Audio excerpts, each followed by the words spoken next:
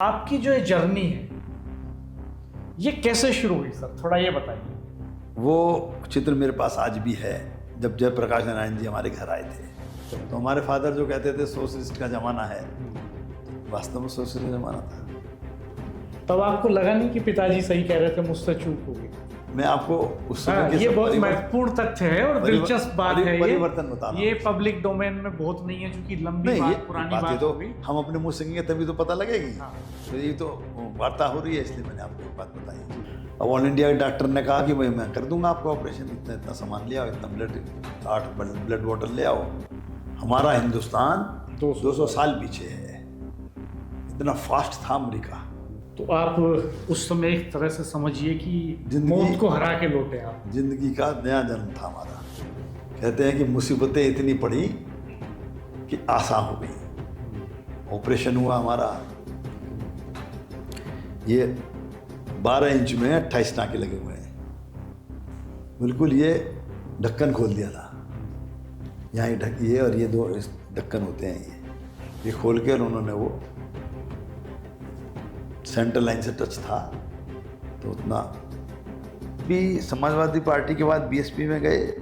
आपको लंबे समय बाद फिर पार्टी ने टिकट दिया, फिर आप बसपा होते हुए वापस बीजेपी में लौटे, और उसके बाद भी लंबे समय तक आपको टिकट नहीं मिल पाया। 22 तक आपको इंतजार करना पड़ा। हाँ, वो 11 साल भी इंतजार करना पड़ा कि वो सब लोग जो है विरोधी थे, वो मजबूत थे उस उत्तर प्रदेश में। मेरठ के जो काम कितना पिछड़ा था विकास का, सब लोग विधायक भी थे, सब लोग सांसद भी थे, पार्टी के प्रदेश अध्यक्ष भी थे, सब पदों पे थे लोग, मेयर भी रहे। कोई विकास का काम बढ़ा था क्या मेरठ का? दोस्तों नमस्कार। आज हमारे साथ एक ऐसी शख्सियत हैं जिनका जिंदगी का सफ़र भी बहुत दिलचस्प है और राजनीतिक सफ़र भी बहुत दिलचस्प है। छात्र जीवन से आपने राजनीति की शुरुआत की, 3 बार उत्तर प्रदेश की विधानसभा में पहुंचे, और मेरठ जिले की जो सबसे महत्वपूर्ण सीट है, जिसकी मिसाल दी जाती है पूरे प्रदेश में, वहां से आप 2022 में चुनाव जीते। पहले भी 2 बार वहां से विधायक रहे, 93 में वहां से पहली बार विधायक चुने गए। हमारे साथ मौजूद हैं इस वक्त अमित अग्रवाल जी। नमस्कार। आपका बहुत बहुत स्वागत है सर हमारे चैनल पर। जी नमस्कार। आपकी जो ये जर्नी है ये कैसे शुरू हुई सर, थोड़ा ये बताइए।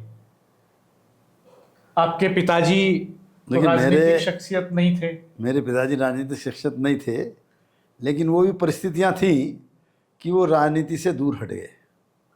वो राजनीतिज्ञ थे, वो समाजवादी पार्टी उस समय जो होती थी जयप्रकाश नारायण जी वाली जी, वो उसमें थे, जो बरगद वाली थी। ये 67 के आसपास की बात ये कर रहे 50s हैं? की बात बता रहा हूँ। 50s की बात कर रहे हैं ये मेरे जन्म से पुरानी बात है। जी। वो चित्र मेरे पास आज भी है, जब जयप्रकाश नारायण जी हमारे घर आए थे, और वो घर एक जमींदार का घर था।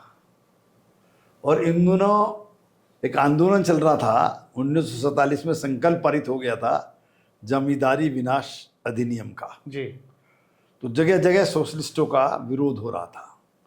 जयप्रकाश नारायण और अनेकों नेता जो समाजवादी पार्टी के थे, लोहिया जी जैसे सरीके लोग थे, और जमींदार परिवार में ही जयप्रकाश जी का आगमन हो गया। तो जो शहर भर के जमींदार थे वो सब इकट्ठे हो गए, उन्होंने काले पर्चे बांटे जयप्रकाश जी के खिलाफ, और हमारे पिताजी जयप्रकाश जी को लेकर आए थे। तो उसके बाद जमींदारा समाप्त हो गया। तो परिवार, क्योंकि जमींदार परिवार था, साधन आय का कोई और था नहीं, तो परिवार के सामने जमींदारा ख़त्म होने के बाद 1950-52 में लिवलीहुड की परेशानी हुई। उस समय कितनी जमीन थी आपके उस परिवार कारण में? में पूरा गांव था, फिटेगरी गांव था। फिटेगरी गांव हमारे दादाजी के जमींदारी का था, दादी जी थी, पिताजी वगैरह भी जाते थे, काम देखते थे, ताऊ जी भी जाते थे हमारे। तो वो बंद हो गया, तो परिवार को पालने की जिम्मेदारी आ गई नए सिरे से। तो फादर को इसलिए अपना वो राजनीतिक जो उनका मन में एक इच्छा थी वो दबानी पड़ी, वो घर गृहस्थी में लग गए। 53 में हमारा जन्म हुआ। उसके बाद हम 62 में राष्ट्रीय स्वयंसेवक संघ से जुड़े। अनायासी स्कूली छात्रों साथियों के साथ एक हमारे सहपाठी के बड़े भाई थे, वो शाखा लगाते थे, मुख्य शिक्षक थे शाखा में, उन्होंने ले जाना शुरू कर दिया। तो घंटाघर के बाहर दिल्ली रोड पर, जहाँ आज कन्होलाल कॉलेज है, वेस्ट कॉलेज होता था, वहीं अंदर एक कृष्ण कुंज करके शाखा लगती थी। आजकल वहाँ अग्रसेन भवन है, अग्रसेन धर्मशाला है।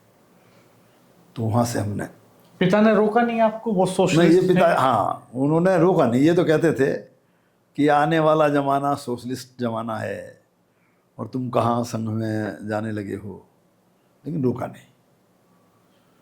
ये भी मैं समझता हूँ कि एक उनके दिमाग में एक लोकतांत्रिक मूल्य रहे होंगे, इसलिए उन्होंने रोका नहीं हमको। और हमारे में वहाँ से वो राष्ट्रवाद और समतावाद जो है वो डेवलप होना शुरू हुआ। तब आपकी पढ़ाई लिखाई पूरी हो चुकी? नहीं, शुरू थी, छठी क्लास में थे। छठी क्लास में थे हम 1962 में।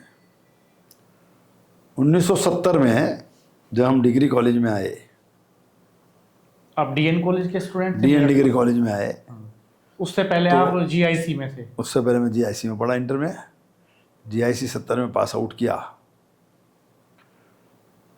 तो जीआईसी तक तो छात्र जीवन रहा, शाखा जाते थे, बैडमिंटन खेलते थे, और उससे ज़्यादा एक्टिविटीज़ नहीं थी। लेकिन जब कॉलेज में प्रवेश किया तो विद्यार्थी परिषद की जिम्मेदारी हमारी लगा दी गई। संघ का अनुसांगिक संगठन है, उसकी योजना से लगी, तो डीएन कॉलेज के इकाई मंत्री बना दिए गए।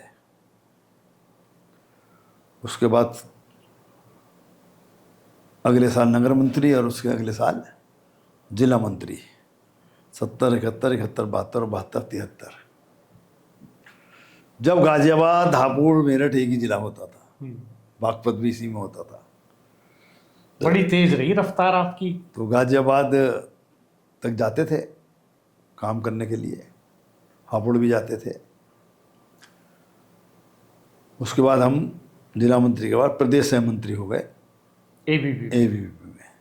तब एबीवीपी में प्रदेश की एक ही यूनिट होती थी, लखनऊ में हेड ऑफिस था। अब तो 6 प्रांत हैं, जैसे भाजपा में 6 क्षेत्र हैं, इसी तरह इसमें के 6 प्रांत हैं। उन 6 प्रांतों में काम चलता है। और 7वां प्रांत उत्तरांचल बन गया, उत्तराखंड। वो भी पहले उत्तर प्रदेश में ही था।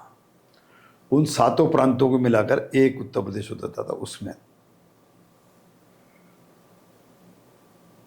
तो वहाँ से एक कष्टकारी समय, संघर्ष का समय, तो छात्र आंदोलन में हमने डीएन कॉलेज में रहते हुए, कॉलेज मंत्री, नगर मंत्री रहते हुए बड़े छात्र आंदोलनों में भाग लिया, और पकड़े भी गए, छोड़े भी गए। आपने चुनाव नहीं लड़ा छात्र संघ का? छात्र संघ का चुनाव मैंने प्रत्यक्ष रूप से नहीं लड़ा। डीएन कॉलेज में क्लास सीआर का, क्लास रिप्रेजेंटेटिव चुनाव होता था, वो लड़ा। उसके बाद जब मेरठ कॉलेज में आए तो मेरठ कॉलेज में जनरल सेक्रेटरी का चुनाव लड़ने का संगठन ने निर्णय लिया। लोकल संगठन ने, बहुत ज़्यादा कार्यकर्ता भी नहीं होते थे, 13-14 की हमारी टीम थी। लेकिन वो निर्णय हुआ, प्रदेश से निर्णय हो गया, अरुण मुशी जी को लड़ाना है चुनाव। तब अरुण मुशी जी विद्यार्थी परिषद में तो नहीं थे, लेकिन संघ परिवार में थे। उनके पिताजी प्रचारक रह चुके थे, तो बड़ा संघ परिवार था उनका पुराना। उनको चुनाव लड़ाना है, ऐसा निर्णय आ गया।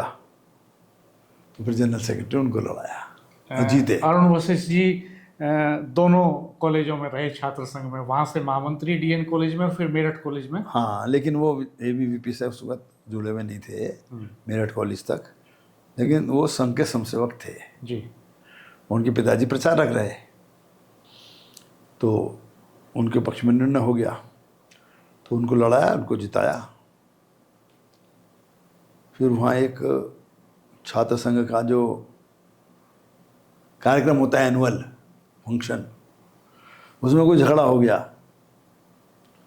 और उनमें जो कुछ हमला हुआ, क्या वो नौचंदी के दिनों में हुआ, वहाँ पर वो जो है नौचंदी के पीछे विवेक विहार, विकास विहार करके जगह, प्रहलाद नगर के पीछे जी।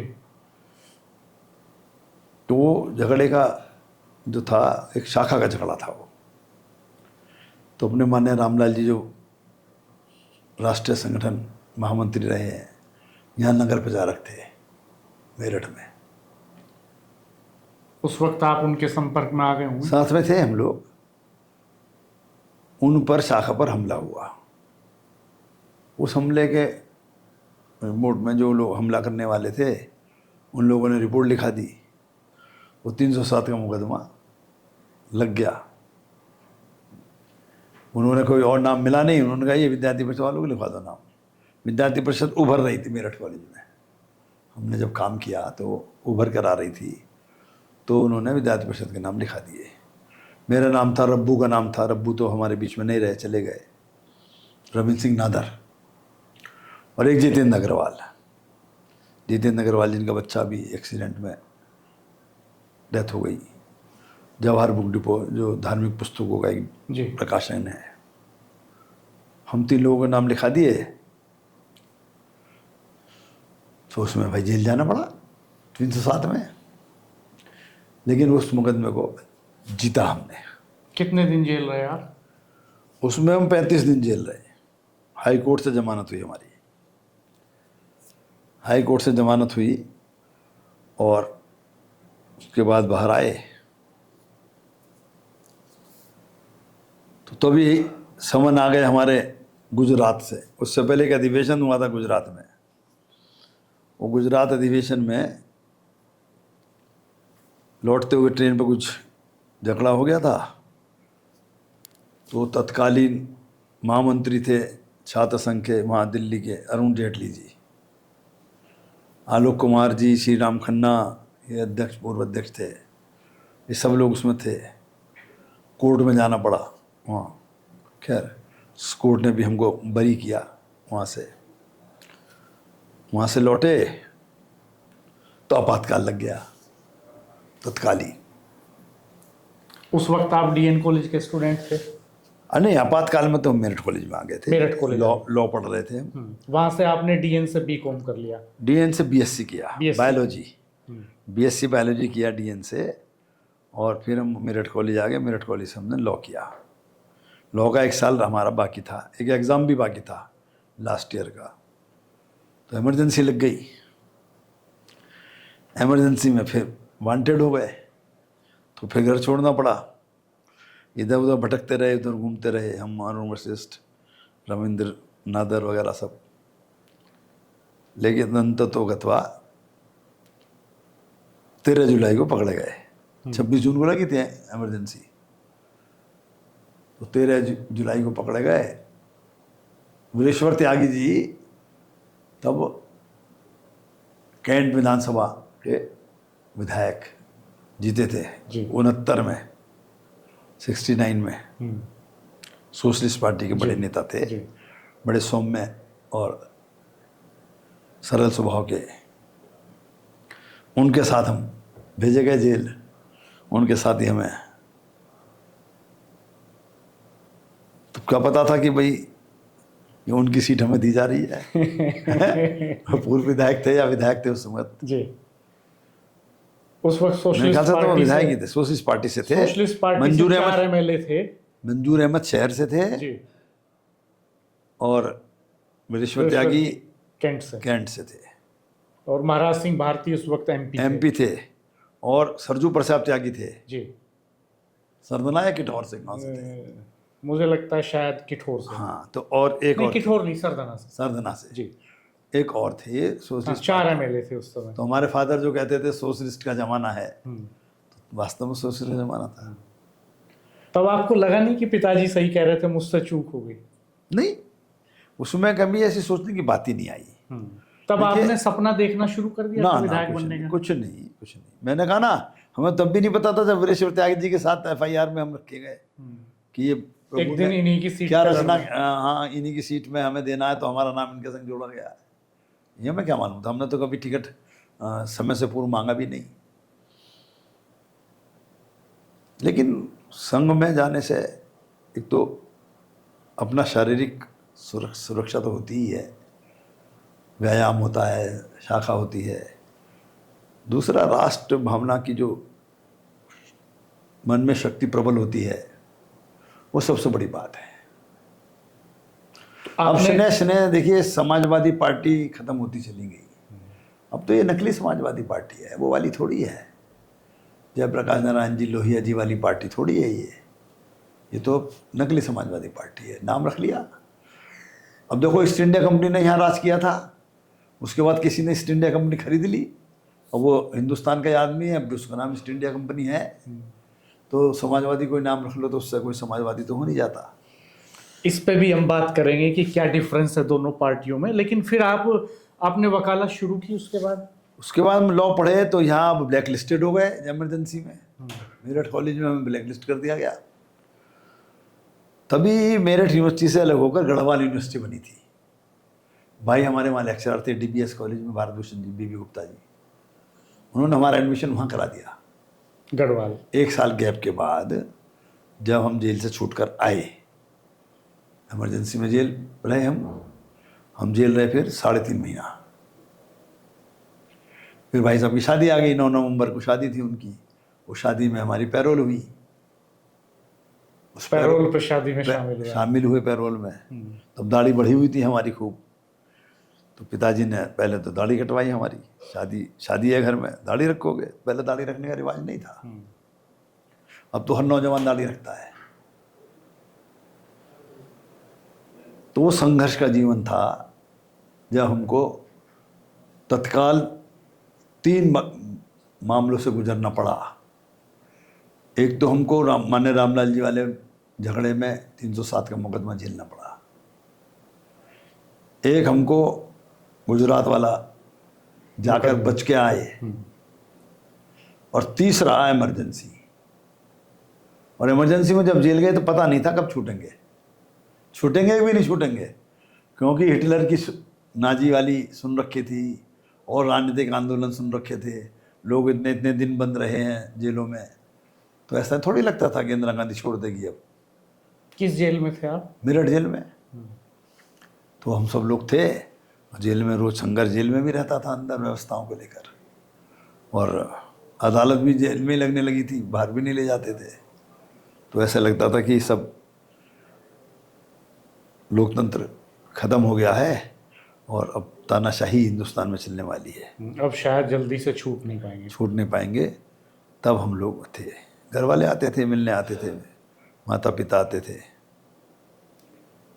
वो एक दिन हमारे मामा आए। हमारे मामा एमएलए थे तब हरदोई से, नरेश अग्रवाल जी के पिताजी श्री चंद अग्रवाल जी। तो पिताजी ने तो हमारी तरफ से पीठ कर ली कि भाई जो भी निर्णय ले अपने आप ले, मेरे आंखों का कोई दबाव ना माने ये। तो मामा एक फार्म लिए हुए थे माफीनामे का, वो कांग्रेसी फार्म उसका चल रहे थे कि भाई ये फार्म भर दो, जेल से छूट जाओ, तो जेल से छूट जाओगे तुम। हाँ, तुम नौजवानी में जेल में आ गए। तो हमने कहा मामा इसमें तो ये लिखा कि तख्ता पलट कर दिया हमने। हमें तो तख्ता तो दिखाओ पहले, कोई कौन सा तख्ता पलटा हमने। हमने तो इंदिरा गांधी का कोई तख्ता नहीं पलटा, ना इंदिरा गांधी किसी तख्ते पे बैठती है। जेलर भी बोले, सिसोदिया साहब थे, कि विधायक जी ये बच्चा न करने का सिग्नेचर, जो मैंने इसको देखा है यहाँ करेगा नहीं, आप प्रयास कर लो, आपका बच्चा है। तो हमने नहीं किया, हमने मना कर दिया मामा को। मामा चले आए हमारे वापिस। ये तब हम उसको कहते थे युवा शक्ति, जिसको आज क्या कह रहे हैं, जैन जी। जैन जी तो हमेशा होती है, कोई नई बात थोड़ी है। जनरेशन जी हमेशा से है। ये तो वो उस उम्र में आदमी। भगत सिंह कौन थे? 23 साल में फांसी। तो फिर 12 से और 23-24 साल वाली आयु तो थी। जैन जी तो थे। चंद्रशेखर आजाद कौन थे? अशफाकुल्ला खां कौन थे? ये जो आज युवाओं को जो है भ्रमित किया जा रहा है, जिसको हम युवा शक्ति कहते हैं, शुरू से छात्र शक्ति, युवा शक्ति, वो आज के ज़माने में जैन जी ही है। और हम लोगों को ये नहीं मालूम कि हम तो अंग्रेजी इंग्लैंड वाली पढ़े हुए हैं, और ये जैन जी जो है ये तो अमेरिकन अंग्रेजी का जी है, अमेरिका में कहते हैं जेड को जी। ये तो अंग्रेजों में तो इसको जेड बोलते हैं। तो हमें नहीं पता कि हम कौन से जी की बात कर रहे हैं। जिस जी से गै बनता है उसकी बात कर रहे हैं, या जिस जी से जेड जय बनता है, जाकिर बनता है, उसकी हम बात कर रहे हैं। बच्चों को यही नहीं पता है। खैर वहां से फिर आप जो है वो संघर्ष था एक अपने में बहुत बड़ा था। वो हमारे आयु का भी एक टर्निंग पॉइंट था और राष्ट्र का भी एक टर्निंग पॉइंट था। राष्ट्र ने अंगड़ाई ली, युवा शक्ति ने अंगड़ाई ली, एक मूवमेंट चला जयप्रकाश आनंद जी का। अब देखिए बात को जोड़ता हूँ मैं, जयप्रकाश जी का 52 मेरे घर आए थे, मेरे पिता लाए थे, तब मेरे पिता युवावस्था में थे। आज की जन जी थी। उन्होंने जमींदार परिवार का बेटा होने के बावजूद जेपी को लेके आए। अपने मन के उबाल को रोका नहीं है। उनके मन में जमींदारा नहीं था। अब मालूम था कल को घर में खाने के भी लाले पड़ेंगे, और पड़े थे। जमींदारी एबोलिशन एक्ट लागू होने के बाद भी वहाँ तो वहीं कुछ भी रहे। नहीं मिला था, कुछ भी नहीं मिला हम लोगों को। पढ़ाई उन्होंने सबको पढ़ाया, बच्चों को अपने पैरों पर खड़ा किया, साइकिल पर दौड़ के बहुत मेहनत उन्होंने की। लेकिन तो वास्तव में समझता हूँ कि समाजवादी मन और दिमाग था उनका, दिल और दिमाग समाजवादी था। तभी तो वो जमींदार का बेटा होने के बावजूद भी जयप्रकाश नारायण को ले आए। आइडियोलॉजिकली मजबूत थे। हमने जीवन यापन में और पूरे फैमिली लाइफ में कभी उनके राजनीतिक उसको, उन्होंने अपनी राजनीतिक परिवार को पालने के लिए अपनी राजनीतिक इच्छाओं को दमन कर दिया, ख़त्म कर दिया। हमने कभी उनका राजनीतिक कोई निर्णय भी किसी मामले में नहीं सुना। इतना था कि उन्होंने हमें फ्री छोड़ दिया कि हम जिस वाद में जाना चाहें, जिस बात को अपनाना चाहें उसको हम अपनाएं, और हमने अपनाई। दरअसल वो मन से डेमोक्रेटिक थे। वो डेमोक्रेटिक और एक डेमोक्रेटिक पिता ही अपने बच्चों को ऐसी आज़ादी दे सकता है। तो आप इमरजेंसी में जेल से बाहर आए। इमरजेंसी में जेल से बाहर आए 9 नवंबर को, आने वाला 9 नवंबर। तो फिर वो शादी में भाई की 3 नवंबर को बाहर आए, और उसके बाद शादी में सम्मिलित हुए, भाई की शादी हुई। उसके बाद फिर हमारी जमानत हाई कोर्ट से हो गई। फिर वो जनवरी में आंदोलन शुरू हो गया, जेल भरो 75 में, 76 में। उसमें मेरठ कॉलेज में प्रदीप कंसल ने पटाखे छोड़े, भाषण दिया। हमें पिताजी ने कचहरी में बैठा दिया था कि हम कचहरी जाना शुरू करो। हम चंद्रसेन रावत जी बड़े वकील थे, नामी क्रिमिनल के, उनके पास जाने हमें बैठने लगे थे। छात्र थे ही हम लोग के। तो उस दिन फिर हमारे घर पे पुलिस आ गई कि भाई इसका भी हाथ होगा इसमें। फिर भागना पड़ा, मेरठ छोड़ा, फिर मामा के घर रहे, हरदोई चले गए। और पीछे से हमारे पिताजी को पकड़ लिया पुलिस ने, लड़का लाओ, डेहरी गेट थाने में बैठा लिया। फिर वो मामा जी ने उन्हें छुड़वाया कि लड़का मेरे पास है, ले जाओ। अब विधायक के घर कहाँ जाते वो, कांग्रेस का विधायक, उनका सेज अपने पास ही रखना, या मेरठ मत भेजना। तो जिला बदर की ऑर्डर हमारे कर दिए प्रशासन ने, मेरठ में नहीं घुसेगा। अब हमारा एक बैक पेपर था लॉ का, वो बैक पेपर देने के लिए परमिशन मांगी। तो इतनी परमिशन मिली कि रोडवेज से मेरठ कॉलेज जाएगा, मेरठ कॉलेज से रोडवेज जाएगा, और सीधे जाएगा, घर नहीं जाएगा, शहर में कहीं नहीं जाएगा। ठीक है जी।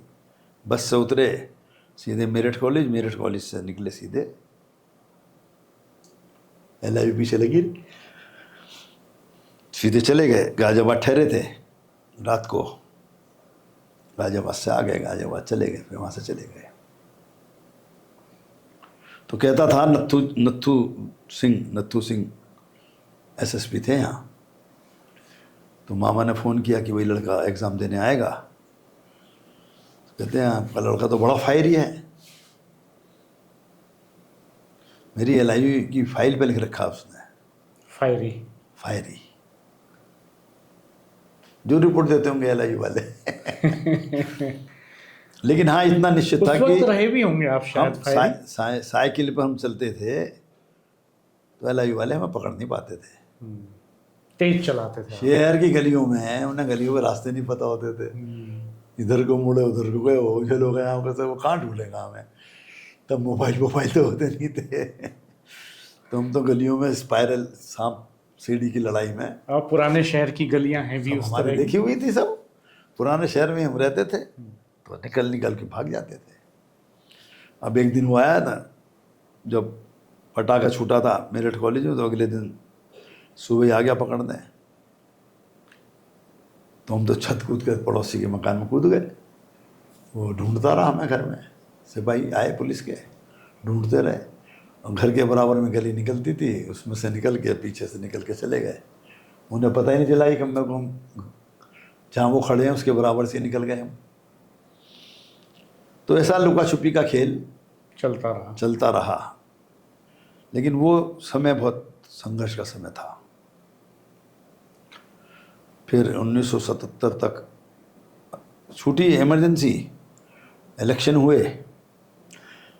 अब चूंकि पीछे से छात्र आने बंद हो गए, कोई अपने बच्चों को विद्यार्थी परिषद की मेंबरशिप नहीं करने देता था, गतिविधियां भी बंद हो गई थी। तो विद्यार्थी परिषद तो एक बहता हुआ जल प्रवाह है।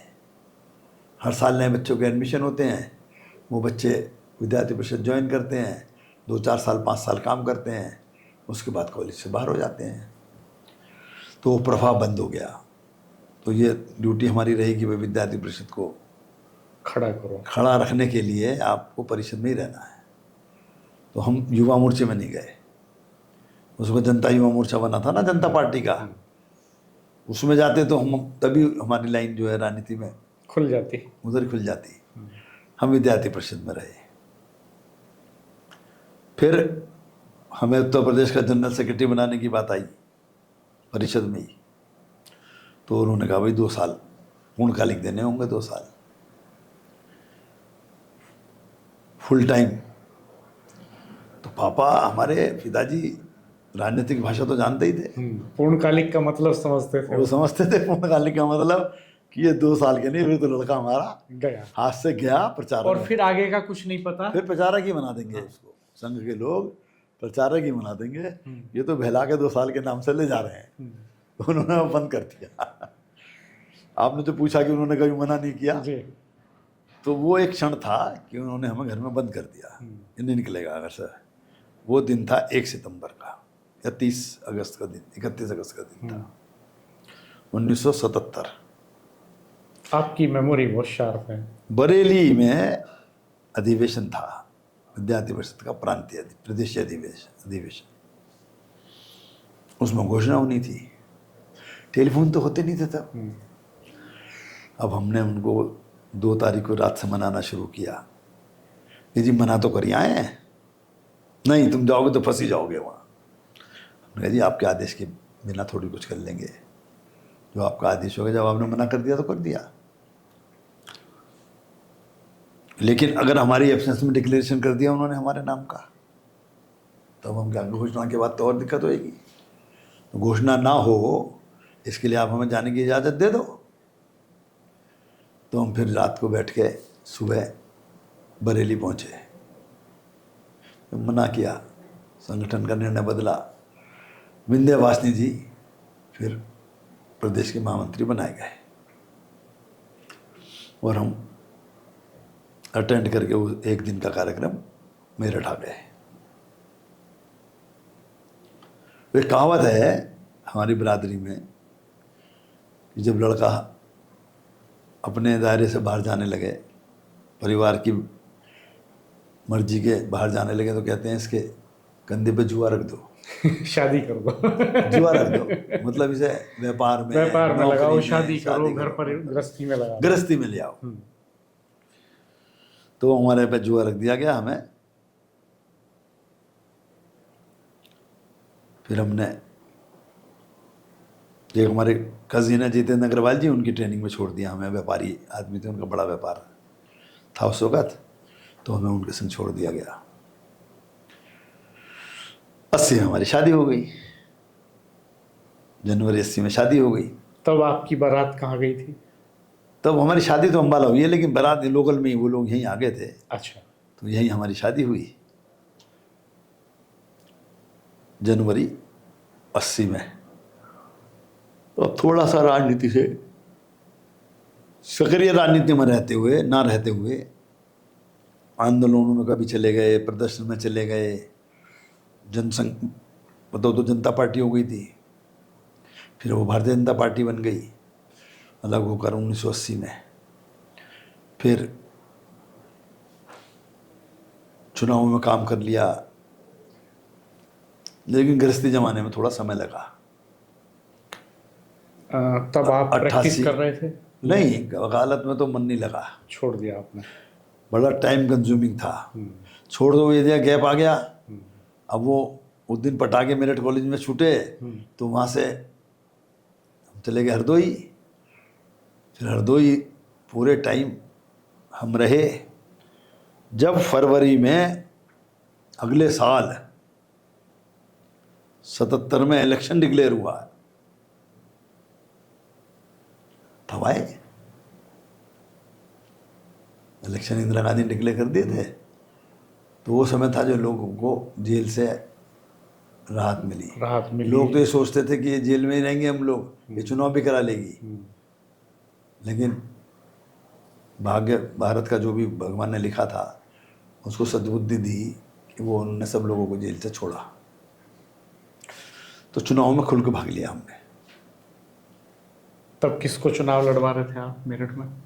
पहले जनता पार्टी को लड़वाया 77 में, फिर 80 में भारतीय जनता पार्टी बन गई, भारतीय जनता पार्टी को लड़ाया। 80 में जनता पार्टी थी, कैलाश प्रकाश जी यहाँ से एमपी बने, हम सब ने उनको चुनाव लड़ाया 80 का, हार गए थे 80 में, तो वो उससे पहले जीते थे वो, 80 में वो हार गए। उसके बाद भारतीय जनता पार्टी अलग हो गई, 6 अप्रैल को अलग पार्टी बन गई थी। फिर भारतीय जनता पार्टी के साथ जुड़े रहे। फिर धीरे धीरे जब व्यापार में सेटल हो गए, काम जम गया, और 83, 80, 83, 86 में 3 बच्चे भी हो गए। 86 में वरुण अग्रवाल हुए बेटा, तो 88 से फिर हमारी सक्रियता बढ़ी, फुल हो गई, इंडिपेंडेंट भी हो गए थे, काम में आना जाना रेगुलर था सबके पास साथ हमारा। 77 में जब इमरजेंसी ख़त्म हो गई थी, जनता पार्टी बन गई थी, भारतीय जनता पार्टी नहीं बनी थी, तब जनता युवा मोर्चे का गठन हुआ था। जैसे मैंने कहा, हमारी ड्यूटी तो लगी कि आपको विद्यार्थी परिषद में काम करना है, लेकिन युवा मोर्चा बनाने की जिम्मेदारी एबीवीपी की ही लगी थी। तब लक्ष्मीकांत पढ़कर आए थे डॉक्टरेट, लेकिन हमने जितेंद्र अग्रवाल को बनाया था अपना अध्यक्ष, महानगर अध्यक्ष युवा मोर्चे का। वो रहस्य की बात बता रहा हूँ, आज तक किसी को नहीं पता, केवल लक्ष्मीकांत वाजपेयी को ही पता है, या जितेंद्र अग्रवाल को, या अरुण वशिष्ठ को, या फिर हमारे चैनल पे खुलासा हो रहा है, या आज खुलासा हो रहा है। डॉक्टर साहब उससे पहले राजनीति में नहीं थे। जितेंद्र अग्रवाल ट्यूशन क्लासेस चलाते थे। हमने जब उन्हें युवा मोर्चे का अध्यक्ष बना दिया मेरठ का, तो राजनीति में उनकी दिन रात लगने लगा, तो उनके क्लासेस छूटने लगी, उनके स्टूडेंट्स कम हो गए, तो बोले भैया मेरा तो घर चलना बंद हो जाएगा। तो मैं मतलब होल टाइम राजनीति कोई करने की हैसियत किसी की थी नहीं, फुल टाइम राजनीति कोई नहीं कर सकता था, क्योंकि परिवार भी देखना होता था। आजीविका की लड़ाई बहुत बड़ी आजीविका की लड़ाई बहुत बड़ी थी। जैन जी ने लड़ाई तो लड़ ली 3 दिन की, क्या किया, नतीजा अपने क्या? को भी और अपने देश को भी बर्बाद कर दिया। अपनी संसद तक फूंक दी उन्होंने, अपना राष्ट्रपति भवन, प्रधानमंत्री भवन, उन्होंने अपने सब, अरे वहीकल सब फूंक दिए। क्या कर रहे हो भाई, भस्मासुर बन रहे हो, अपने को ही फूंक रहे हो। हमारा जैन जी इस मामले में बहुत समझदार, हमारा जैन जी तो बहुत समझदार है, और शुरू से समझदार रहा। हमारे जैन जी में इनका भगत सिंह थे, भगत सिंह ने जो निर्णय लिया, चंद्रशेखर आज़ाद ने जो निर्णय लिया, जैन जी में हर समय युवा शक्ति ने बड़ी संभल के हिंदुस्तान में काम किया है। तो वो जितेंद्र अग्रवाल को हमने बनाया अपना महानगर अध्यक्ष, और 6 महीने बाद बोले भैया मेरा तो घर नहीं चल रहा, उन्होंने इस्तीफा दे दिया। बोले मेरे एक दोस्त को बना दो। हमें तुम्हारे कहने से दोस्त को बना दो, भाई तो हम लोग छांटेंगे, किसे बनाना है, तुम्हें हमने छांटा सामूहिक निर्णय करके। बोले नहीं बहुत अच्छा है। तो उन्होंने कहा अच्छा मिलवाओ भाई, कौन है तुम्हारा दोस्त? बोले भी डॉक्टरी करके आया है गुरुकुल से, हरिद्वार से। तो उन्होंने लक्ष्मीकांत वाजपेयी जी को मिलवाया। वो BMS करके तब आए थे। तब BMS करके आए थे। तब लक्ष्मीकांत वाजपेयी जी को पहली बार किसी पद पर वो बैठे थे, युवा मोर्चे का, जनता युवा मोर्चे का उनको अध्यक्ष बनाया मेरठ का।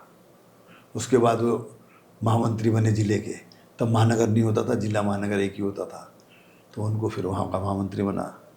तब उनका सफ़र वो राजनीति का शुरू होता है। फिर वो भारतीय जनता पार्टी के प्रदेश अध्यक्ष भी बनते हैं। प्रदेश अध्यक्ष, आज राष्ट्रीय उपाध्यक्ष हैं। राष्ट्रीय उपाध्यक्ष राष्ट्रीय उपाध्यक्ष हैं। नहीं, हमारा गौरव भी है कि हमको एक ऐसा साथी मिला जितेंद्र अग्रवाल के कहने से, जो आज राष्ट्रीय उपाध्यक्ष के पद तक पहुंचा है, राज्यसभा सांसद भी है। लेकिन ये मैं आपको उस समय के ये बहुत महत्वपूर्ण तथ्य है और दिलचस्प बात है। परिवर्तन बता रहा हूं। ये पब्लिक डोमेन में बहुत नहीं है, क्योंकि लंबी बात, पुरानी बात तो हो गई। हम अपने मुंह से कहेंगे तभी तो पता लगेगी। हाँ। तो ये तो वार्ता हो रही है, इसलिए मैंने आपको एक बात बताई जी। और संगठन चलाए रखने के लिए हमारी जिम्मेदारी विद्यार्थी परिषद की थी, हम वहीं रहे। वरना उस वक्त हम प्रदेश में युवा मोर्चे में कुछ बन जाते, क्योंकि प्रदेश सह मंत्री थे हम, प्रदेश मंत्री थे हम ABVP के, तो हमें प्रदेश में कोई युवा मोर्चे में पद मिल जाता। लेकिन संगठन से बड़ा कोई नहीं है, और संगठन का आदेश हो गया कि चुनाव नहीं लड़ना है, अनुसूचित को लड़ना है, तो उनको लड़ाया। संगठन का आदेश हो गया कि आपको विद्यार्थी परिषद का काम देखना है अभी, जबकि हम छात्र नहीं रह गए थे, हमारा छात्र जीवन पूरा हो चुका था, लेकिन फिर भी हमने 80 तक ABVP देखा। उसके बाद अपने गृहस्थ में लग गए, और 88 के बाद दोबारा सक्रिय हुए, तो सभासद का चुनाव लड़ा। वो सभासद का चुनाव 164 वोट से हार गए। संगठन ने महामंत्री बना दिया महानगर का। 90 में 10 जनवरी को चुनाव हुआ, उसमें 164 वोट से ऋतुराज से हार गए। सुरेश ऋतुराज से, जो बाद में हमारा अध्यक्ष बने। ये भी एक दिलचस्प बात है। वो महानगर अध्यक्ष बने बाद में, और उपन्यासकार रहे हैं। तो वो उसके बाद जो है पार्टी ने महामंत्री बना दिया संगठन का, हमने महामंत्री बहुत अच्छे से चलाया। उसके बाद फिर हम पार्टी ने हमें, फिर उसके बाद जो है बड़ा एक अजीब घटना घटी जीवन की। ये 90 के बाद आंदोलन तो शुरू हो चुका था राम जन्मभूमि का, 86-87 से। वो राम जन्मभूमि आंदोलन में 92 में बाबरी मस्जिद टूटी, कि ये विवादित ढांचा टूटा।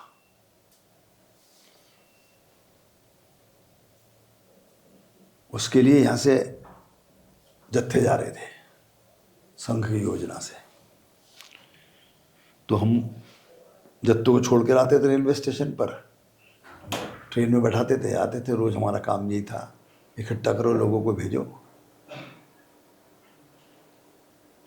एक दिन रात को जा रहे थे तो हमारा को चलने में दिक्कत हुई, पैर में थकावट हो गई होगी, पैर में आके सो गए तो बुखार हो गया रात को।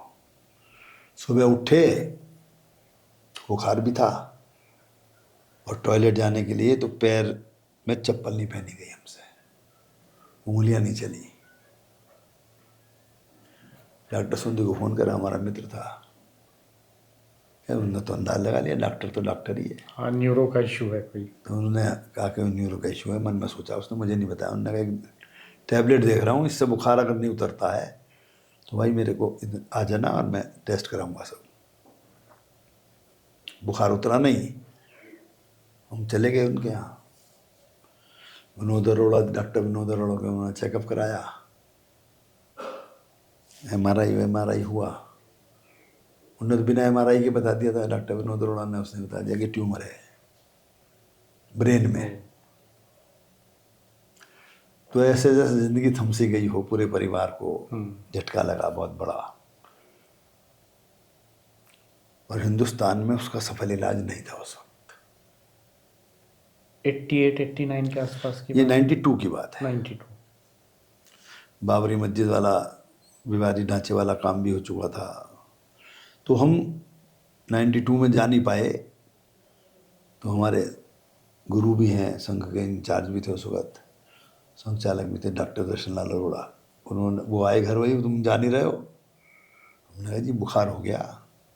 उस वक्त ये नहीं पता था कि ट्यूमर हो गया है और ऐसा परेशानी आएगी। हमने बुखार उतर जाएगा तो तुरंत जाएंगे, जत्थे में जाना था। बुखार उतरा नहीं, फिर डॉक्टर ने वो कराया, बताया, MRI हो गया।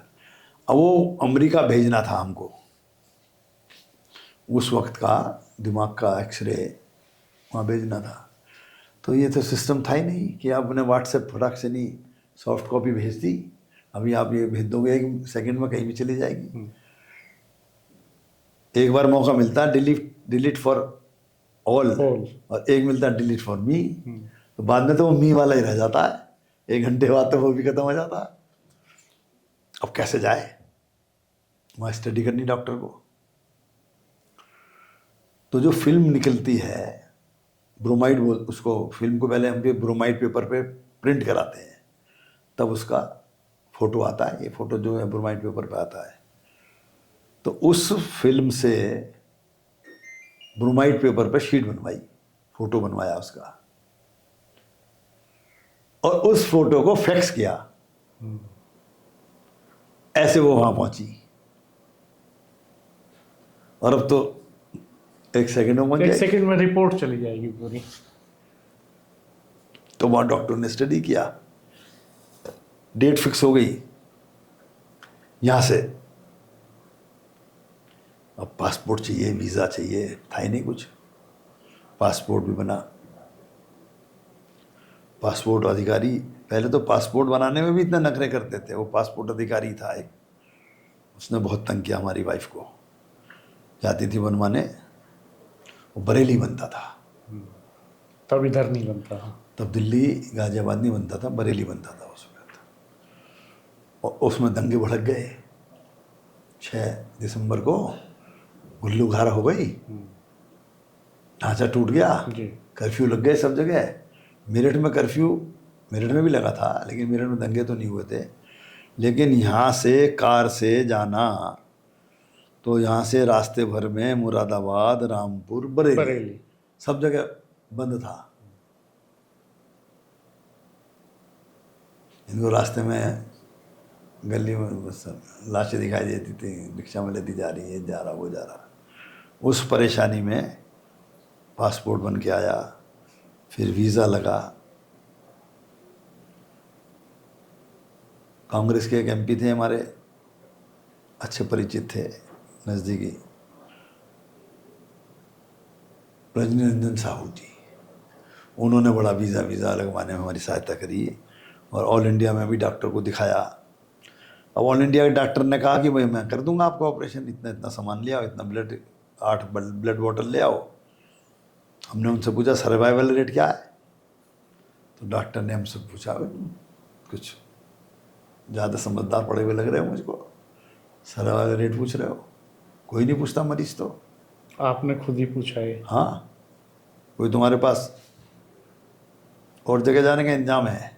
हाँ, मैंने कहा मेरे ब्रदर इन लॉ हैं अमेरिका में, वो वहाँ करा सकते हैं। तो उनका मेरी यही आपको सजेशन और राय है कि वहीं कराओ। जितने दिन जाने में लगेंगे उतने दिन तक आपको ठीक मैं रखूँगा।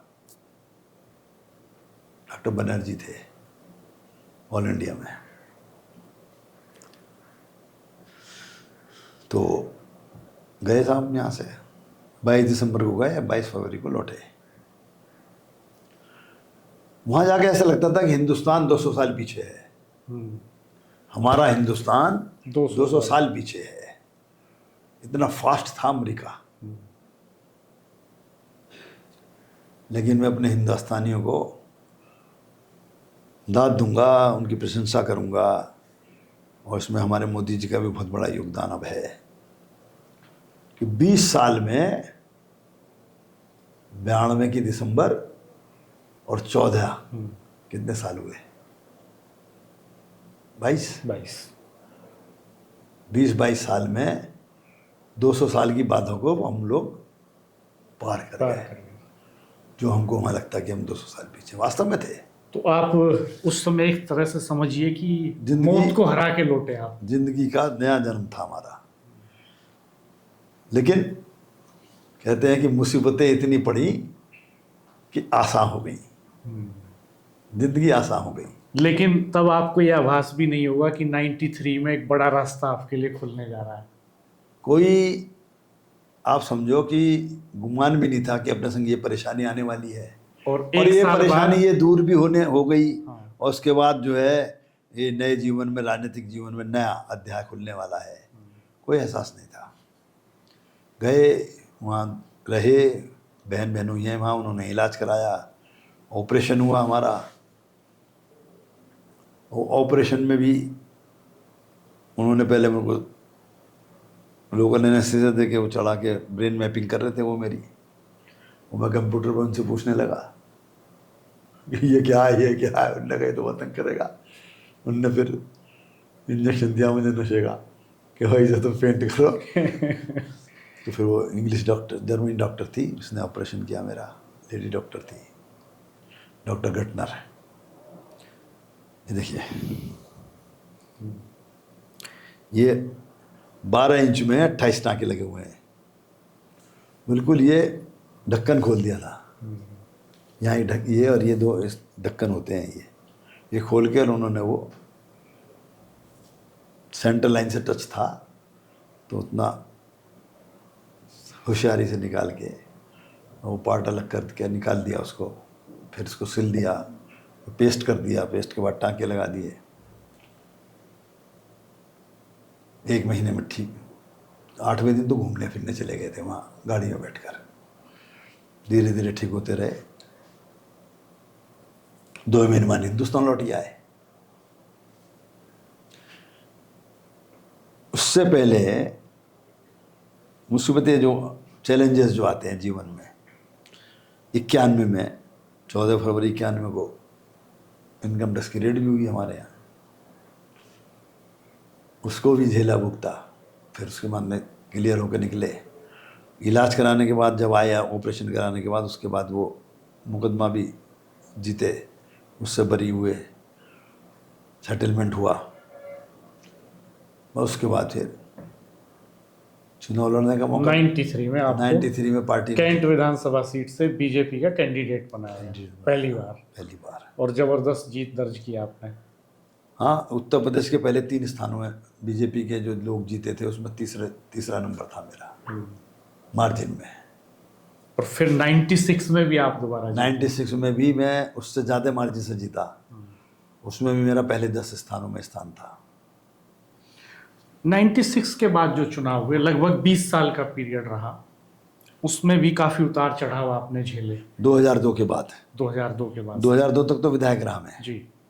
फिर एक हमारे परिवार पे हमला हुआ, जिसको मैंने पुत्रवत पाला, मैंने उसको अपने व्यवसाय में जोड़ा।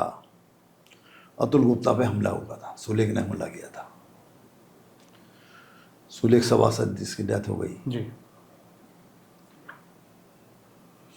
तो वो भी एक बड़ा चुनौती का समय रहा, खतरे का समय रहा, संघर्ष का समय रहा। उसमें हमको उससे बाहर निकले भी नहीं थे। तो सुलेख का मर्डर हो गया, उसमें हमको अज्ञात की FIR फाड़ के हमको हमारे नाम की नामजद FIR कराई गई।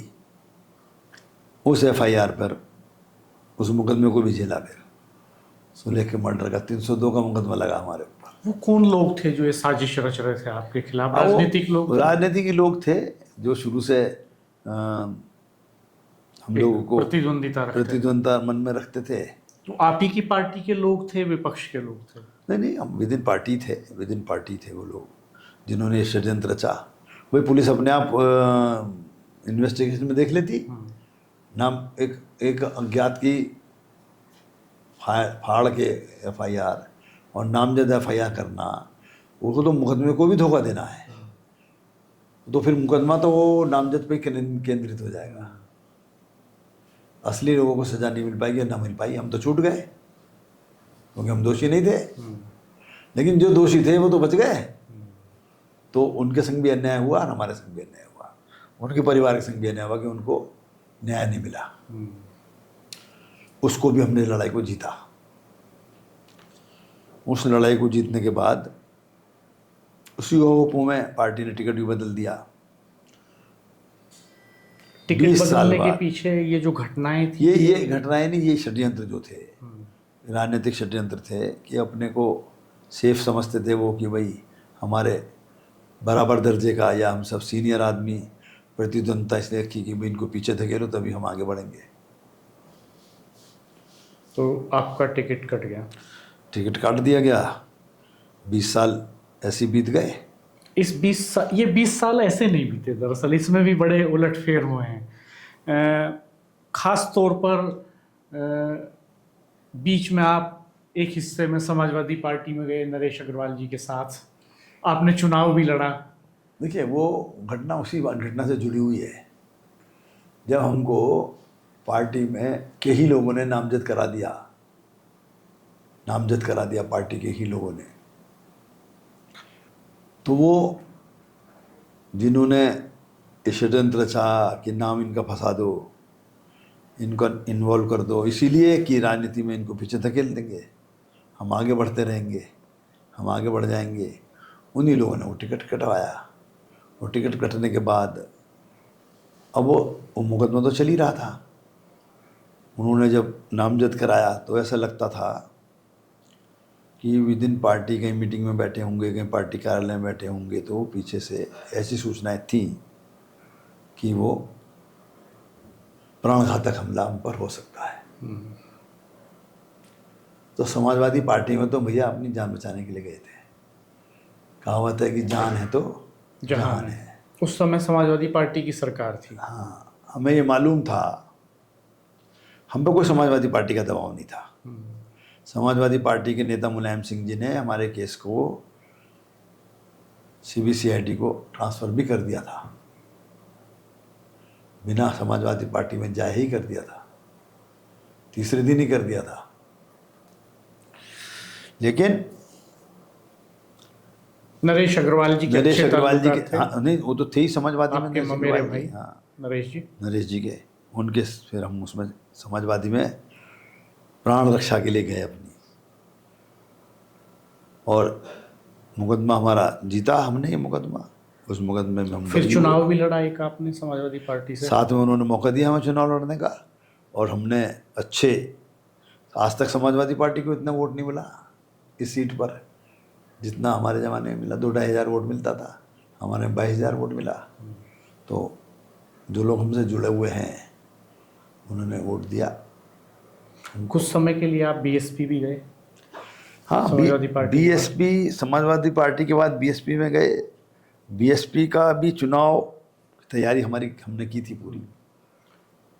ये 12 वाले चुनाव की 12 वाले चुनाव की थी।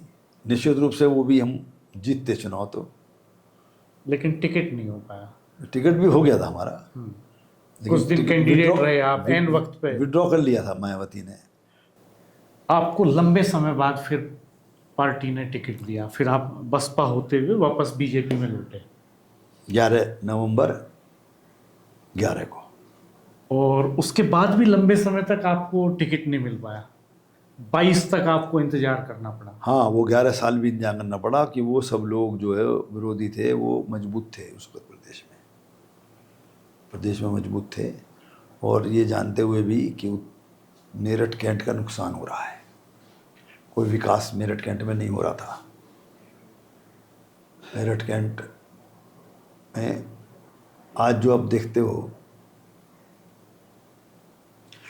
मेरठ के जो काम कितना पिछड़ा था विकास का, सब लोग विधायक भी थे, सब लोग सांसद भी थे, पार्टी के प्रदेश अध्यक्ष भी थे, सब पदों पे थे लोग, मेयर भी रहे। कोई विकास का काम बढ़ा था क्या मेरठ का? कैंट को लिंक रोड आज बन रही है लिंक रोड, 22 से पहले तक क्यों नहीं बनी? 2 से और 22 तक अमित अग्रवाल नहीं रहा, क्यों नहीं बनी? सब लोग सब पदों पे थे, बनवाते ना। आज बनेगी तो सब श्रेय लेंगे। हमें तो अपनी जनता के लिए सुविधा चाहिए, किसी का भी नाम हो। ये लगने वाले पत्थर कितने दिन के हैं? जो सड़क की दीवारों पर पत्थर लगते हैं उद्घाटन के नाम के, कितने दिन के हैं? राजनीति के तो वो जो है वो है जो दीवारों पर नहीं दिलों में राज करे।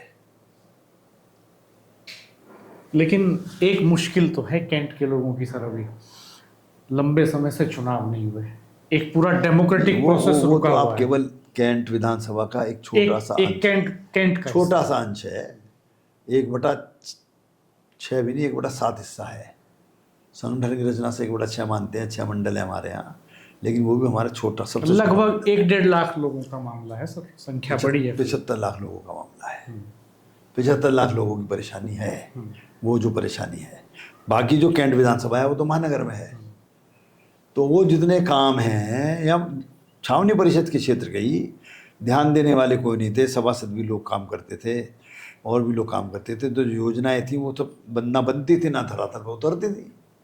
आपको लगता है कि ये जो प्रक्रिया चल रही है इस समय कि कैंट बोर्ड नगर निगम को हस्तांतरित होंगे, एक कैंट बोर्ड हो भी गया, 62 कैंट बोर्ड देश में है। हाँ, 62 है, जिनमें से एक हो चुका, उसकी प्रक्रिया हो गई है। 61 में ये प्रोसेस चल रहा है पिछले 3-4 सालों से, लेकिन हो नहीं रहा, इसकी गति बड़ी धीमी है। इससे इलेक्शन नहीं हो रहे, इससे डेवलपमेंट पे इसकी फर्क पड़ गति रहा है। धीमी इसलिए है कि जो केंद्र सरकार है वो रक्षा मंत्रालय है, आर्मी है, वो देना चाहती है, केवल लाइबिलिटीज देना चाहती है प्रदेश सरकार को। ये नागरिकों को, इनको पालो, इनको सुविधा आप दो, इनके नाली खड़ंजा सड़क आप करो, सफाई आप करो, नक्शे हम पास करेंगे, मकान में तोड़ फोड़ ये करेंगे तो इनके ऊपर चलान हम करेंगे। योगी जी ने कहा सब कुछ लूंगा तो विद इन राइट लूंगा, अधिकार के साथ लूंगा। लायबिलिटी क्यों लूं मैं? अपने जनता को पूरी तरह से ट्रांसफर कर दो। वो एग्री नहीं हो रहे हैं इस पर। नहीं एग्री क्या, तथ्य नहीं मालूम थे लोगों को। इतना पुराना जमाना था, ईस्ट इंडिया कंपनी ने कैंट बनाए थे। मेरठ का कैंट 1803 में बना, वाराणसी का कैंट 1792 में बना, प्रयागराज का 1794 में बना। तो ऐसे ही सब कैंट जैसे जैसे वो बंगाल से और दिल्ली की तरफ बढ़ते रहे, वो दिल्ली राजधानी अंग्रेजों ने ट्रांसफर करी है, वो भी तो 1918 के आसपास ही तो की है। 1911 में आया था ना जॉर्ज पंचम, उसके बाद ही तो ट्रांसफर हुई है। तो ऐसे ऐसे इधर को बढ़ते रहे, तो ऐसे ऐसी कैंट की श्रृंखला है। कोई भूमि का अधिग्रहण नहीं हुआ, ना अधिग्रहण अधिनियम था उस वक्त, वो भूमि का अधिग्रहण नहीं हुआ है। प्रदेश सरकार ने भूमि इकट्ठी करके किराए पर जनता से, किसानों से उनको राजी करके, और ये प्रदेश ये छावनी को के लिए छावनी बनाने के लिए केंद्र सरकार को सौंपी थी, ईस्ट इंडिया कंपनी को सौंपी थी। जैसे आज हवाई अड्डा बनना है, वो कहते हैं ज़मीन दे दे, केंद्र सरकार कहती है कि प्रदेश सरकार ज़मीन दे दे। आज भी जो हमारे हवाई अड्डे की पट्टी बढ़नी है और हवाई अड्डा नहीं बन पा रहा, तो क्या कह रहे हैं वो, ज़मीन दे दो, इतनी और दे दो, इतनी और दे दो। कोई CGHS का अस्पताल बन रहा है, उसकी ज़मीन किसने दी है? प्रदेश सरकार ने दी है। कोई भी फैक्ट्री लगती है तो कहते हैं ज़मीन प्रदेश सरकार देगी तो हम फैक्ट्री लगाएंगे। ज़मीन केंद्र सरकार की कभी नहीं होती। नहीं, अब तो डबल इंजन सरकार है सर, दोनों जगह आपकी सरकार है, तो ये सेटल हो जाना चाहिए। दोनों जगह सरकारें तो हैं, लेकिन जो व्यवस्थाएं हैं तो फाइलों के हिसाब से चलती हैं। ब्यूरोक्रेसी में मामला का मामला फंसता है ना। अब वो हमने उजागर करके दे दिया। हमने 97-98 पेज की एक बुकलेट बना के दी है। उस बुकलेट में हमने सारे तथ्य खोले हैं। ये भूमि केंद्र सरकार की है ही नहीं, रक्षा मंत्रालय की है ही। रक्षा मंत्रालय के ऑक्यूपेंट है, उसके कब्जे में है, उसके प्रयोग में है। लेकिन भूमि जिनकी है वो तो उनकी है, सब प्रदेश सरकारों की भूमि है। उन्होंने किराए पे ली है, जैसे भी इंतजाम करके आपको दी है। इस पे एग्री हो गए वो, मान लिया एग्री नहीं, उसी पे स्टडी चल रही है। वो अपने वो तरफ इसी से वजह पेश से करेंगे। हमने ये तथ्य जो खोल दिया, इसकी वजह से अब एक चीज पहले सेटल होनी है कि लैंड राइट है किसका। आपके पास 8,800 एकड़ जगह है मेरठ में, छावनी पर, आर्मी पर। उसमें से आप पर 450 एकड़ जमीन नहीं संभल रही, उसकी व्यवस्थाएं संभल रही, तो आप हमारी चीजें हमें वापस कर दो कि भैया अच्छा, हमसे संभल नहीं रहा है, इसको आप अपने आप मैनेज कर लो और इतना हिस्सा काट के हमें दे दो। तो वो बंगला एरिया यहाँ आए कि नहीं आए, जब बंगले एरिया में सिविलियंस रहते हैं उनको हम कैसे वहाँ छोड़ देंगे? कल को उनका पानी सफाई का इंतजाम कौन करेगा, उनकी सप्लाई का काम कौन करेगा? फिर मिलिट्री रूल में जाएंगे वो लोग। आपने चुनाव में जो हलफनामे दिए हैं, मैं अभी उनको देख रहा था कल, काफ़ी सारे मुकदमे उसमें आपने मेंशन किए हैं जो चल रहे हैं, अभी निपट गए सब? धीरे धीरे सब निपट गए। अब कोई किस तरह के मुकदमा नहीं मामले है। हैं? ये सब मुकदमे राजनीतिक प्रदर्शन के, इसके उसके मामले थे। वो सब MP MLA कोर्ट में सब में हम बरी हो गए। अच्छा, एक चीज़ बताइए, हमारे दर्शकों को भी कई बार ये आता है कमेंट बॉक्स में, वो लिखते हैं कि ऐसा क्या फॉर्मूला है कि नेताओं की संपत्ति बहुत तेजी से बढ़ती है, कॉमन मैन की नहीं बढ़ती उतनी तेजी से? आप 2022 में जब भर रहे थे एफिडेविट, तो वेस्टर्न यूपी के सबसे धनवान प्रत्याशियों में आप थे उस नहीं, ऐसा तो नहीं है कि मैं सबसे धनवान प्रत्याशी हूँ।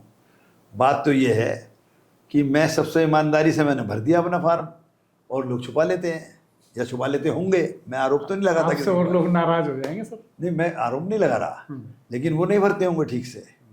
उसके अंदर देखिए सब कॉलम्स होते हैं, उसमें ये नहीं है कि आप कितने संपदा आप रखते हैं, कितनी संपदा आप दूसरों के खिलाफ आपने क्लेम भी कर रखी है। तो जो मेरे सिविल के मुकदमे चल रहे हैं उसमें जो मैंने क्लेम कर रखी है, या कुछ मेरे व्यवसायिक झगड़े चल रहे हैं, उन व्यवसायिक झगड़ों में जो अवार्ड हुए थे, वो अवार्ड में मुझको मिली थी, तो उसको तो मुझको खुलना है ना। कल को जब वो मुझे मिलेगी तो वरना फिर आप यही कहोगे कि राजनीतिक लोगों के मुकदमे जो हैं वो संपत्ति बढ़ जाती है, आम आदमी की नहीं बढ़ती। तो कल को वो ना मैं खोलता और कल को भगवान मुझे कोई मंत्री पद दे देता, तो आप कहते मंत्री बनने के बाद कमा ली इसने। इसलिए मैं MLA बनने और MLA से पहले सही अगर फिगर बताऊंगा जनता को, तो जनता को ये अपना पता लग जाएगा कि इसकी बढ़ी नहीं भाई। अच्छा, बढ़ती कैसे? बढ़ती ऐसे किस है। चीज में निवेश किया जाए नहीं कि बढ़े? नहीं, मैं बताता हूँ, ये बढ़ती नहीं है। ये सामान्य रूप से जैसे सबकी होती है ऐसी होती है। ये सरकार हर 2 साल में सर्कुलर बढ़ाती है, मनमाने तरीके से ये प्रशासन बढ़ाता है।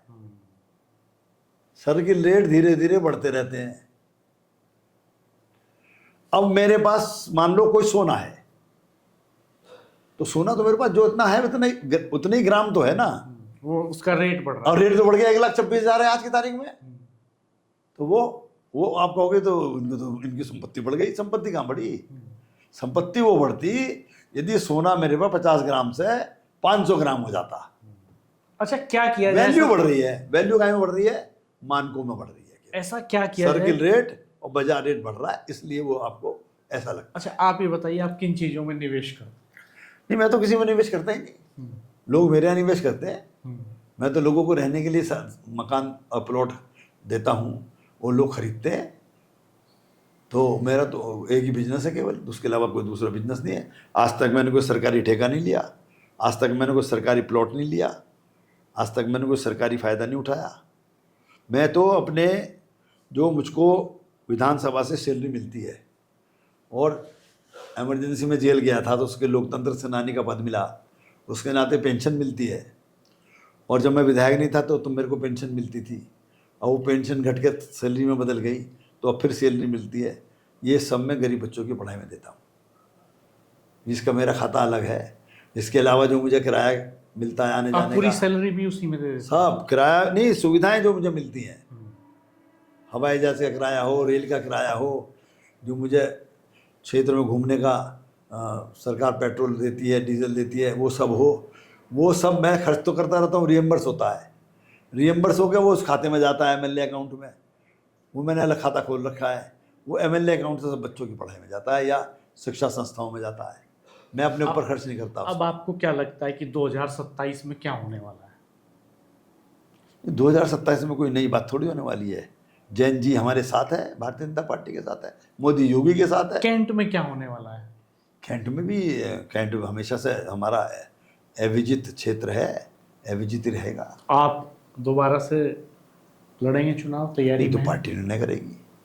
आपकी भी तो अपनी कोई नहीं, तैयारी मेरी तो हमेशा तैयारी रहती है। मैं तो राजनीतिक कार्य करता हूँ। मैं 20 साल चुनाव में लड़ा, लेकिन मैंने 20-30 चुनाव लड़ाए।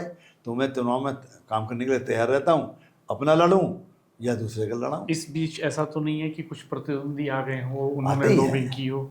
आते ही हैं आप वो। नजर रखते हैं उन पे? लॉबिंग और वो सब पार्टी का काम है देखने का। आप उन पर नजर रखते नहीं, हैं? हमारी नजर रखने से क्या होने वाला है।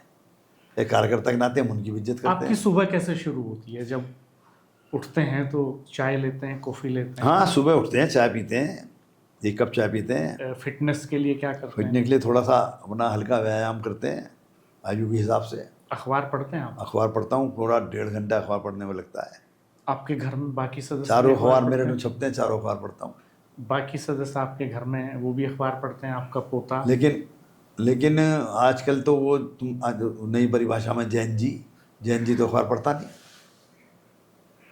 जैन जी हर वक्त समाचारों के बीच में रहता है। सोशल मीडिया में जो समाचार सेकंड्स में आते रहते हैं, वो छोटे बच्चों को भी जानकारी रहती है और बड़ों को भी जानकारी रहती है। वो सब पता रहता है उनको क्या हो रहा है। आप फिल्में देखते हैं? फिल्में नहीं देखता मैं बहुत आखिरी बार कब देखे? 10 साल में भी पिक्चर हॉल नहीं जाता मैं। आखिरी बार कब देखी? मैं टीवी पे भी, मुझको लगता है कि 3 घंटे खराब करना ये उचित नहीं है। कुछ और काम करेंगे इतने में। गीत ये संगीत आखिरी तो मैंने ये देखी, ये मोदी जी वाली, जो पार्टी ने दिखवाई, जो हमने सब लोगों को दिखवाई पार्टी के कहने से, जी। वो वाली देखी। तो आप जो है गीत संगीत सुनते हैं? ना, कोई शौक नहीं है गीत संगीत नाश्ते सुनने में का। क्या पसंद है? नाश्ते में देसी नाश्ता करता हूँ मैं। मिस्सी रोटी, दही? हाँ, पराठे पराठे। हुए। और ड्रिंक करते हैं आप? ना, ओकेजनली? पानी। मैं कोल्ड ड्रिंक भी नहीं पीता, यात्राएं करते हैं? मैं प्याज भी नहीं खाता, मैं लहसुन भी नहीं खाता। यात्राएं करते हैं आप? यात्रा तो सारे दिन ही होती है, और सारे दिन। देश में कहाँ कहाँ घूमे हैं? देश में तो मैं बहुत ज़्यादा तो नहीं घूमा। मतलब जैसे कि प्रदेशों की बात करें तो मध्य प्रदेश, राजस्थान, गुजरात भी गए हैं, दक्षिण भी बॉम्बे वगैरह हो आए हैं। तो बहुत ज़्यादा वैसे कंट्रीज नहीं घूमे हैं। बहुत ज़्यादा घूमने के शौक़ से नहीं घूमे हैं। विदेश यात्राएं? विदेश यात्राएं भी की हैं। मैं कनाडा भी हो आया, अमेरिका भी हो आया हूँ, फ्रांस भी हो आया, इंग्लैंड भी हो आया हूँ, स्विट्ज़रलैंड भी हो आया हूँ, एम्स्टर्डम भी गया हूँ, नीदरलैंड है। कई समस्याएं मेरठ में ऐसी हैं जो शाश्वत हैं, अंत नहीं होता उनका। जैसे ट्रैफिक जाम है, पोल्यूशन है। इनर रिंग रोड पिछले 20 साल से बनी रही है, आउटर रिंग रोड बननी शुरू हुई तो बीच में लटक गई, गढ़ मेरठ हाईवे बनना शुरू हुआ तो बीच में अटक गया। हालांकि आपके विधानसभा क्षेत्र का सवाल नहीं है, लेकिन चूंकि आप एक बहुत ही सीनियर लीडर हैं। नहीं, इन कामों को हम किसी विधानसभा तक सीमित भी नहीं कर सकते, क्योंकि ट्रैफिक की समस्या पूरे शहर की है। हाँ, पूरे शहर की। जल निकासी की समस्या पूरे शहर की है। लेकिन मैं आपके सामने मैं प्रश्न कर रहा हूँ कि 2002 तक अमित अग्रवाल विधायक थे, 2022 में दोबारा बने। आज तो आपको एक काम की समस्या हल की तरफ बढ़ती हुई दिखाई दे रही है ना। कुछ प्रयास तो हुआ है, लेकिन 2002 से 2022 तक क्यों नहीं हुआ ये कुछ? 20 साल वालों ने 20 साल में क्या क्यों नहीं हुआ? इसका जवाब है क्या किसी पर? किया? प्लानिंग क्यों नहीं हुई? सरकार से तो मांगोगे तब मिलेगा ना। 14 से आ गई वाजपेयी जी की, इनकी अपनी सरकार, मोदी जी की सरकार 14 से आई। किसी के मांगने से नहीं दिया मोदी जी ने। मेरठ एक्सप्रेसवे मोदी जी ने खुद दिया। योगी रैपिड ट्रेन, रैपिड ट्रेन उन्होंने खुद दी, किसी के मांगने से नहीं मिली। बोलो किसकी मांग में था? मोदी जी हाईकोर्ट बेंच किसी जनता की, बताओ, हमारे किसी जनप्रतिनिधि की मांग में था क्या? हाईकोर्ट बेंच क्यों नहीं दे देते मोदी जी? चल रहा है विचार, हम समझते हैं कि हमें मिलेगी। अलग प्रदेश बनाने की बात भी होती है, अगर दिल्ली में मिला दें या वेस्टर्न यूपी को अलग बना दें, या कोई नया कंसेप्ट ये बहुत बड़ा राजनीतिक विषय है, और इसमें तो हाईकमान जो भी निर्णय लेगा आप निजी तौर पे क्या मानते हैं? देखिए, मैं Administrative समझता tax छूटी हूँ हो? कि ये प्रदेश को 2-3 टुकड़ों में बांटने की जो आपने बात कही या अलग प्रदेश में आने की बात कही, बहुत बड़ा असंतुलन हो जाएगा। हमारा क्षेत्र जो है, ये कहते हैं कि भगवान शंकर ने तो पसंद किया था इसको, तभी गंगा जी तो यहाँ लाए थे वो। और ये गंगा जी जैसे जैसे घूमती हुई जाती है, ये सारा क्षेत्र उतना ही क्षेत्र उपजाऊ है सबसे ज़्यादा। आज पश्चिमी उत्तर प्रदेश यानी कि मेरठ मंडल, केवल ब्रज की बात नहीं कर रहा, आगरा की, अलीगढ़ की बात नहीं कर रहा, 73% जीएसटी देता है मेरठ मंडल। मेरठ मंडल में भी गाजियाबाद, नोएडा, मेरठ, बुलंदशहर तो एग्रीकल्चर डिस्ट्रिक्ट है, बागपत और हापुड़ छोटे छोटे से हैं। ये 3 जिले ही यानी कि मेरठ मंडल हमको 73% जीएसटी देता है प्रदेश का। रिटर्न में चूक जाता है सर। सुनो, 56% हमको स्टाम्प ड्यूटी देता है, 56%, और ऐसी आबकारी का है। तो ये जो क्षेत्र है, अगर इसको हम आप अलग कर दोगे तो हमारे मध्यांचल का, हमारे पूर्वांचल का, बुंदेलखंड का क्या होगा? कैसे विकसित करेंगे, कैसे जिएंगे ये? हमारे उत्तर प्रदेश में ना कोई टूरिज्म अभी टूरिज्म पैदा कर रहे हैं बाबा जी। बुंदेलखंड वाले तो कहते हैं हमारे पास रिसोर्सेज हैं, माइंस हैं, आंदोलन चला रहे हैं अलग होने के लिए। माइंस के लिए अब शुरुआत की है योगी जी ने। आज वहाँ पे स्ट्रॉबेरी की खेती शुरू की है। आज तक पहले कांग्रेस ने तो कुछ किया ही नहीं, बुंदेलखंड को ऐसे ही छोड़ रखा था। हम तो वहाँ गए थे, आप ही की पार्टी के नेता हैं राजा बुंदेला, जिनको बोर्ड का मेंबर बनाया वहाँ पे, बुंदेलखंड विकास बोर्ड का के वो उपाध्यक्ष हैं, और वो आंदोलन चला रहे हैं कि अलग बने पूरा। तो वो वहाँ के लोग भी चाहते हैं। खैर, इस सवालों पर हम फिर आपसे बात करेंगे। आपने हमें समय दिया सर, बहुत शुक्रिया इसके लिए, और विस्तार से, बेबाक ढंग से आपने सारे सवालों का जवाब दिया।